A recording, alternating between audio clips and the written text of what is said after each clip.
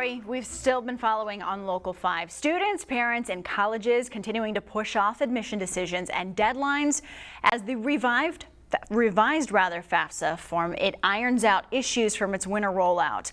As families wait to know exactly what their financial aid packages look like, well, universities are having to push back their deposit deadlines for next year's freshman class.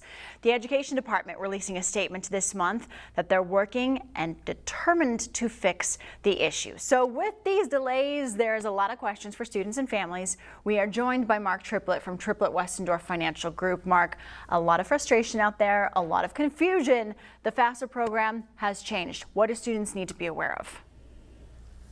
Well, first of all, I think it's really important to address the fact that the cost of college has doubled in the 21st century. And today, we can average cost of a year of school can be upwards of $36,000. That depends on a lot of factors, such as what school you're going to, whether you're living on or off campus, or whether you're paying in-state or out-of-state tuition. So a lot of factors there that play into that. And most students, or at least half of them rather, are going to leave college with student debt. So it's important to understand what you're paying, what the rules are for your award letters and any loans you take out, and really weigh that investment against the prospects of income from your chosen career field.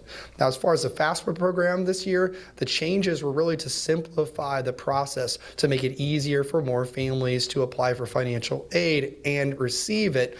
More than 17 million students are expected to file the FAFSA, and we have fewer questions on the FAFSA than in previous years. You can apply to or apply it to more schools than you could in the past, and they're making it available in multiple languages.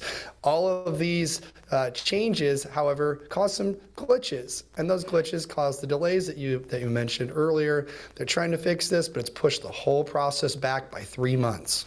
So I was a FAFSA recipient. I would not have had my undergrad completed without having FAFSA. I try to put myself in students' positions nowadays, and I honestly don't know what I would say. I would say you need to put the work in, do what you need to do. If families are having issues with FAFSA, what should they do?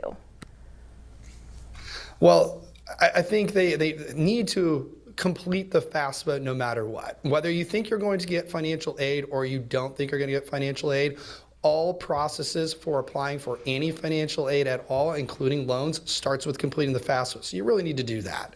And then really getting an understanding of what your financial aid package looks like when you get that award letter from the school is critically important. And there are services out there that can help you complete the FAFSA if that's really what you're looking for. When you get that financial aid letter, make sure that you understand all of the different components of the financial aid that are listed on that letter and understand that offer before you actually accept it. It can definitely be confusing, but bottom line, don't give up on the process and get to an advisor. Just as you said, on campus, there are resources available.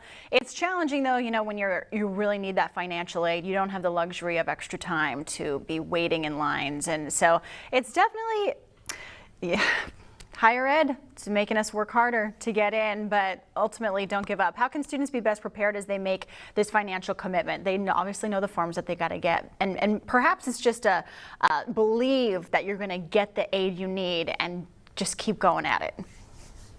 Well, understand the types of aid. You get grants and scholarships. Those are free money you don't have to repay. Some are based on needs, like grants, for example, the family's financial situation. Others might be in the form of scholarships, which are usually academic, athletic, or artistic achievement based. Then you might find work study on your financial aid. That means basically working for the school, getting paid at least minimum wage, and that goes towards your cost of attending that school.